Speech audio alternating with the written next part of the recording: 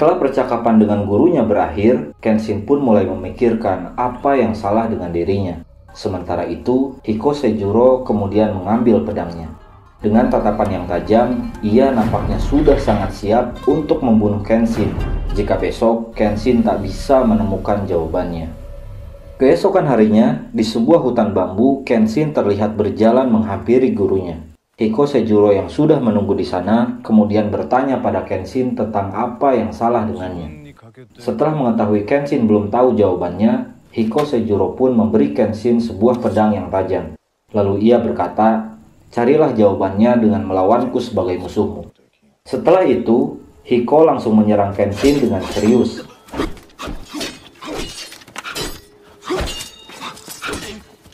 Akibatnya, Kenshin yang secara level ada di bawah gurunya langsung merasa gemetar dan ketakutan. Tanpa ampun, Hiko kembali menyerang Kenshin hingga membuatnya merasa takut akan kematian. Kenshin lalu bangkit dan berusaha mengendalikan dirinya. Dengan tekad ingin menguasai jurus terakhir itu, Kenshin akhirnya sadar bahwa ketika melawan musuh, ia harus bisa mempertahankan hidupnya. Setelah itu, ia langsung menyerang Hiko Seijuro dan berhasil membuat baju gurunya tergores oleh Sakabato miliknya.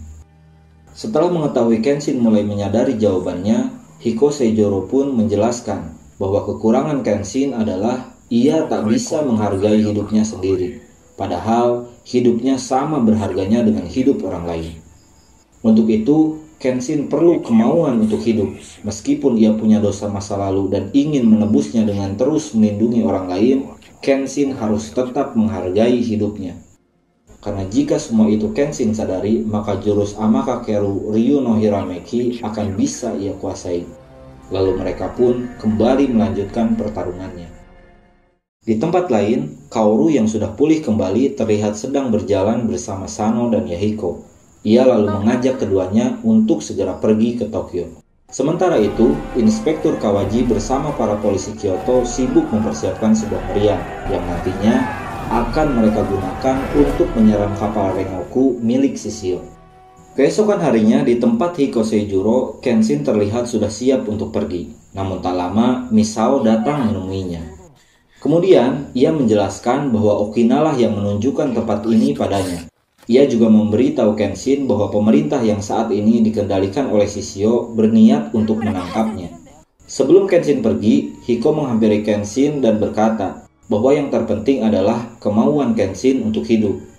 Ia lalu menyuruh Kenshin berjanji untuk tidak menyia-nyiakan hidupnya. Setelah berterima kasih pada gurunya, Kenshin dan Misao pun pergi meninggalkan tempat itu. Sesampainya di penginapan Aoya, Misao kembali mengingatkan Kenshin bahwa saat ini ia sudah ditetapkan sebagai buronan. Jika ia tertangkap, pasti ia akan dieksekusi. Kemudian, mereka memberi Kenshin sebuah peta yang menunjukkan rute rahasia yang biasa digunakan oleh para Aniwa Bansu ketika akan pergi ke Tokyo. Setelah itu, Kenshin meminta Misao untuk mempertemukannya dengan Okina. Namun sayangnya, Okina sudah tak ada di sana. Shin berpindah pada Okina yang sedang berjalan melewati rute rahasia. Ia yang tahu Kenshin akan melewati rute itu berusaha untuk mengamankan rutenya. Ia sadar Aoshi pasti sudah menunggu Kenshin di sana. Dan benar saja, Aoshi akhirnya muncul di hadapan Okina. Okina lalu berkata bahwa Kenshin mempunyai tugas untuk mengalahkan Shishio. Ia tak akan pernah membiarkan Aoshi menghalanginya. Lalu dengan sempoyongan, Okina berusaha menyerang Aoshi. Namun sayangnya, dengan satu tendangan saja, Okina yang masih terluka pun tumbang saat itu juga. Tak lama kemudian, Misao, Kenshin, dan juga Koroju sampai di sana. Aoshi yang melihatnya langsung mengenali Kenshin lewat tanda silang di pipinya. Kemudian ia menghampiri Kenshin dan memperkenalkan dirinya. Ia lalu berkata bahwa ia sudah menunggu pertemuan itu selama 10 tahun lamanya. Dan sesuai dengan ambisinya, ia akan mengalahkan Kenshin untuk menjadi yang terkuat. Setelah itu, dengan pedang double kodachinya, Aoshi pun menyerang Kenshin.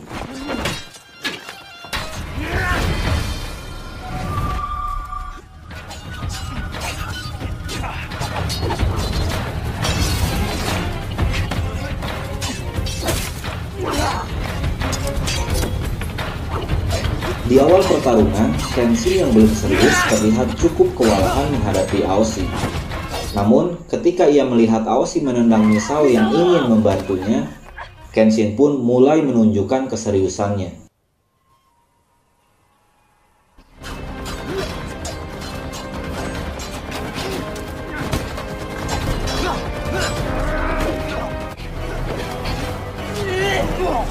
Ia lalu mengeluarkan jurus Ryu Suishen-nya yang membuat Aoshi langsung tumbang dengan kepala yang berlumuran darah.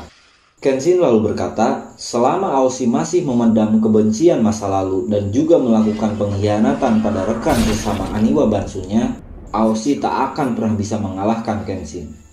Kemudian, Kenshin pun bersiap mengeluarkan jurus Kuzu Ryusen-nya. Ia lalu menyerang Aoshi tepat di 9 titik vital tubuhnya. Setelah Aoshi terkapar tak berdaya, Kenshin menyuruhnya untuk menyadari semua kesalahannya. Ia juga berkata, jika Aoshi masih ingin menjadi yang terkuat, ia akan selalu siap melawannya kapan saja. Lalu, setelah pertarungan itu, kondisi Okina memburuk. Kenshin yang ingin membantunya dilarang oleh Kuroju, yang langsung menyuruhnya untuk segera pergi. Setelah Misao juga menyuruhnya pergi, Kenshin pun pergi meninggalkan tempat itu. Keesokan harinya di penginapan Aoiya, Aoshi yang dirawat di sana mulai siuman. Saat melihat Misao ada di sana, ia lalu mempersilahkan Misao untuk membalas dendam padanya. Namun, Misao tak mau melakukannya. Misao lalu berkata bahwa bagaimanapun juga Aoshi tetaplah bagian dari para Aniwa Bansu. Setelah itu, Aoshi pun mulai menyesali semua perbuatannya. Sementara itu di tempat lain, Kenshin yang baru saja sampai di dojo Kamiya langsung disambut oleh Megumi. Saat Megumi akan menjamunya, Kenshin melarangnya, karena ia harus segera pergi menghentikan Shishio. Megumi pun berpesan pada Kenshin bahwa bagaimanapun juga, Kenshin harus lebih dulu memikirkan dirinya sendiri sebelum memikirkan orang lain. Setelah itu, Megumi memberikan kembali kimono milik Kenshin yang ditinggalkan saat ia pergi ke Kyoto. Setelah mengganti pakaiannya, Kenshin lalu masuk ke dojo untuk berdoa. Ia lalu teringat pada perkataan Kaoru yang membuatnya mengerti tentang arti lain sebuah pedang. Sebelum pergi, Kenshin berpesan pada Megumi untuk menjaga Kaoru dan Yahiko. Namun sayangnya, saat akan pergi, para polisi langsung mengakuinya.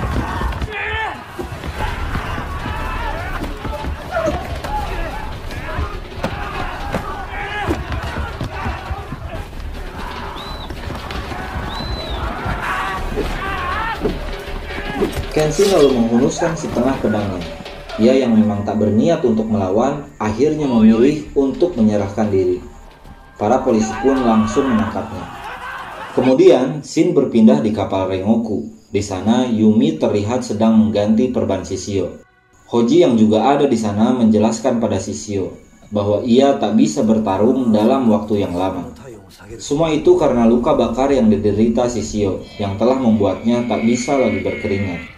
Jika ia bertarung dalam waktu yang lama, maka panas tubuhnya akan terus meningkat, yang membuat tubuh Shishio akan terbakar saat itu juga. Shishio lalu bertanya pada Hoji tentang maksimal durasi pertarungannya. Hoji menjawab, durasi maksimalnya adalah 15 menit. Shin kembali pada Kenshin yang sudah ada di kantor kepolisian. Kawaji yang juga ada di sana menyuruh anak buahnya untuk melepas ikatan Kenshin. Setelah itu, Kenshin diajak untuk mengikutinya. Ternyata, ia diajak untuk bertemu dengan Ito Hirobumi. Saat bertemu, Ito langsung meminta maaf pada Kenshin karena ia terpaksa harus mengorbankannya. Ia juga menjelaskan bahwa semua ini karena ulah Shishio yang membuat pemerintah tak punya pilihan lain. Kenshin lalu berkata, jika Ito memberinya kesempatan, maka ia akan bisa mengalahkan Shishio. Mendengar itu, Ito kemudian memikirkan kembali keputusannya, yang akhirnya membuat ia sadar dan langsung menyuruh Kenshin untuk melaksanakan rencananya.